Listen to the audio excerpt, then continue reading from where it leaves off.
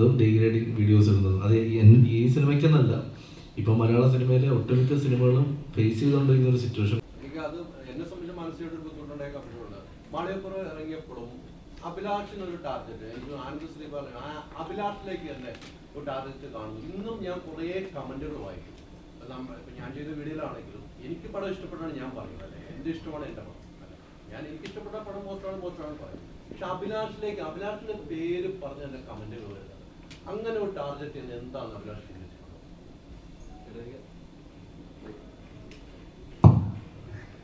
ചേട്ടാ എനിക്കറിയില്ല സത്യത്തിൽ എന്താന്നുള്ളത്. എനിക്കും എന്നെ ഒന്നുകൂടെ അയച്ചു തന്നിരുന്നു. എനിക്ക് തോന്നുന്നത് മാളികപ്പുറം ഇറങ്ങിയ മാളികപ്പുറത്തിന് മുന്നേ എനിക്ക് അങ്ങനെ ഒരു അറ്റാക്ക് എൻ്റെ നേരെ അതിന് വിരുദ്ധ സിനിമകളൊന്നും ഞാൻ കണ്ടിട്ടില്ല. പക്ഷേ മാളികപ്പുറത്തിന് ശേഷം ഞാൻ കണ്ടിട്ടുണ്ട്. അത് സിനിമയായിട്ട് ബന്ധപ്പെട്ടല്ല. ഇപ്പോൾ നമ്മൾ ഫേസ്ബുക്കിൽ ഒരു പോസ്റ്റ് ഇട്ടാൽ പോലും എൻ്റെ താഴെ വന്നിട്ട്. പക്ഷേ ഇതൊന്നും മുഖമില്ലാത്ത ആളുകളായിട്ടാണ്. അങ്ങനെ ഇതിന് കൃത്യമായ ഒരു ജെന്യൂൻ അക്കൗണ്ടിൽ നിന്ന് ഞാൻ ഇന്ന് അങ്ങനെ കണ്ടില്ല. അപ്പം തീർച്ചയായിട്ടും നല്ലത് എത്ര ആളുകൾ മോശമെന്ന് പറഞ്ഞാലും നല്ലതിനെ സ്വീകരിക്കുന്ന ഒരു ജനതയാണ് കേരളത്തിലുള്ളത്. അതുകൊണ്ട് എനിക്ക് പേഴ്സണലി എൻ്റെ സിനിമ നന്നാവുന്നുള്ളതാണ്. അപ്പം എന്നെ ആരും മോശം പറഞ്ഞാൽ എന്നെ ബാധിക്കുന്ന ഒരു വിഷയമായിട്ട് ഞാൻ കാണുന്നില്ല.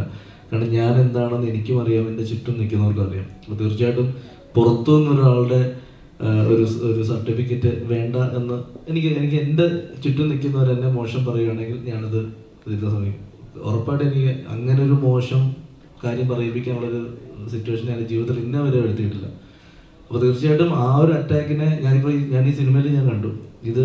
ഇതിനു മുന്നേ ഇതിൻ്റെ സോങ്സ് ഇറങ്ങുമ്പോഴും ട്രെയിലർ ഇറങ്ങുമ്പോഴും അത് എന്നെന്ന് മാത്രമല്ല മാളികപ്പുറം ടീമിനെ പേരെടുത്ത് പറഞ്ഞ് ചെയ്യുന്ന ഞാൻ കണ്ടിട്ടുണ്ട്. ഞാനും വിഷ്ണുവും രഞ്ജനൊക്കെ ഞങ്ങൾ എത്ര തവണ ഡിസ്കസ് ചെയ്തിട്ടുണ്ട്. എന്തിനു വേണ്ടി ഞങ്ങൾ എന്താണ് അതിന് മാത്രം എന്ത് തെറ്റാ ചെയ്തത്? ഒരു സിനിമ ചെയ്തതോ? ഒരു ഭക്തി ലേവലുള്ള ഒരു സിനിമ ചെയ്താണോ ഞങ്ങൾ ചെയ്ത തെറ്റ്? എനിക്ക് ഞാൻ പറഞ്ഞത് തീർച്ചയായിട്ടും ആഫ്റ്റർ മാളികപ്പുറം തന്നെയാണ് എനിക്ക് അങ്ങനെ ഒരു സിറ്റുവേഷൻ ഫേസ് തുടങ്ങിയത്. പക്ഷേ ഇന്ന് ഞാൻ പറയുന്നു ഇതൊന്നും വലിയ വിഷയമായിട്ട് ഞാൻ കാണുന്നില്ല. കാരണം എൻ്റെ സിനിമകൾ ഞാൻ വളരെ എൻജോയ് ചെയ്ത് ചെയ്യുന്നതാണ്. ഞാൻ പറയുന്ന കഥ ഇഷ്ടപ്പെടുന്ന ഒരു സംവിധായകനും അത് ഇഷ്ടപ്പെട്ടുകൊണ്ടുള്ള ആർട്ടിസ്റ്റുകൾ വരുന്നതും ഇത്രയും പൈസ മുടക്കാൻ പ്രൊഡ്യൂസേഴ്സ് വരുന്നത്. അപ്പോൾ എന്നെ സംബന്ധിച്ച് ഞാനിത് ചെയ്തുകൊണ്ടേയിരിക്കും. ഈ പറയുന്ന ഒരു വിഭാഗം, അതായത് 100-ൽ 3% കാണും. അതുവരെ മാറ്റിയെടുത്താൽ 97% വരുന്ന കേരളത്തിലെ ഫാമിലി ഓഡിയൻസും ഞങ്ങളൊപ്പം നിൽക്കും.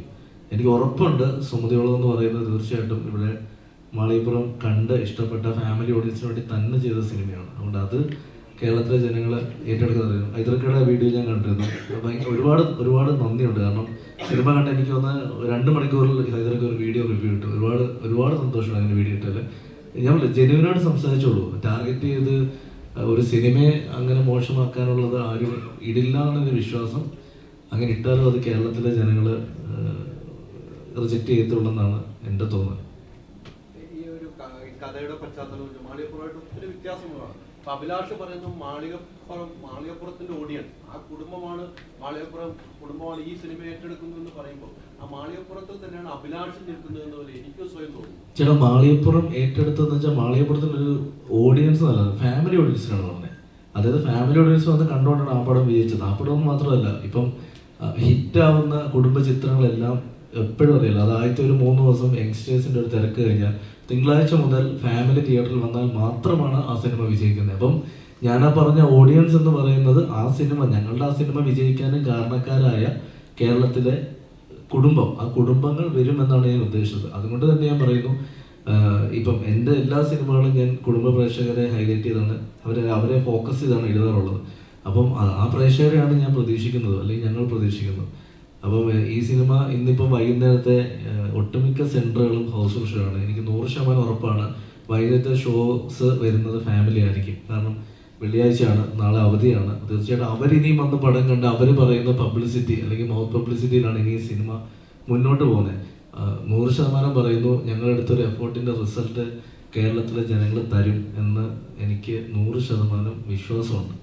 കാരണം മോശമാണെങ്കിൽ മോശമാണെന്ന് ധൈര്യമായി പറഞ്ഞോളാം ഞങ്ങൾ പറഞ്ഞത്. കാരണം ഇന്ന് രാവിലെ മുതൽ കിട്ടുന്ന ഫീഡ്ബാക്സിലെ ജെനുവിൻ പബ്ലിക് റിവ്യൂസ് വളരെ നല്ല റിവ്യൂസാണ്. ഞാൻ ഈ പറഞ്ഞ പോലെ മുഖമില്ലാത്ത കുറേ ആളുകൾ, അതാരാണെന്നറിയില്ല, എവിടെ നിന്നാണെന്നറിയില്ല, അവരാണിത് ഈ പറയുന്ന പോലത്തെ നെഗറ്റീവ് കമൻറ്റ്സ് ഇടുന്നതും ഡീഗ്രേഡിങ് വീഡിയോസ് ഇടുന്നതും. അത് ഈ സിനിമയ്ക്കെന്നല്ല, ഇപ്പം മലയാള സിനിമയിലെ ഒട്ടുമിക്ക സിനിമകളും ഫേസ് ചെയ്തുകൊണ്ടിരിക്കുന്ന ഒരു സിറ്റുവേഷൻ കൂടെയാണ്. അപ്പോൾ ഇതിനെ ഓവർകം ചെയ്യാൻ പറ്റുമെന്നാണ് ഞങ്ങൾ കരുതുന്നത് ഈ പടം.